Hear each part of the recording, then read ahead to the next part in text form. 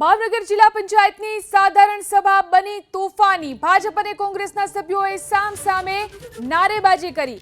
2020 થી 23 દરમિયાન કેટલી ગ્રાન્ટ વપરાઈ તે મુદ્દે પ્રશ્ન પૂછતા હોબાળો થયો। વિપક્ષના સભ્યોએ શાસક પક્ષ ઉપર આરોપ લગાવ્યો। તો ભાવનગર જિલ્લા પંચાયતની સાધારણ સભા તોફાની બની। ભાજપ અને કોંગ્રેસના સભ્યોએ સામસામે નારેબાજી કરી।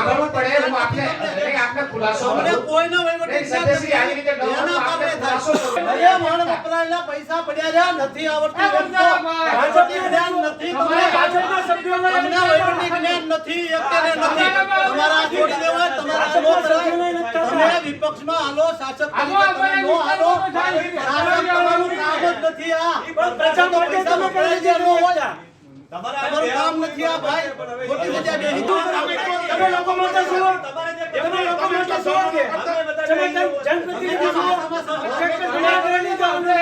લોકો માટે સેક્ટર મંગાવવાનું છે જનપ્રતિનિધિ માટે સરકારનો વિરોધ કરવો પડે સરકાર આપો ખોટામાં લોકો સરકારનો વિરોધ પણ હાસામાં તો સરકાર આપો વાત ખોટી છે તમારી વાત સરકારનો વિરોધ કરવો પડે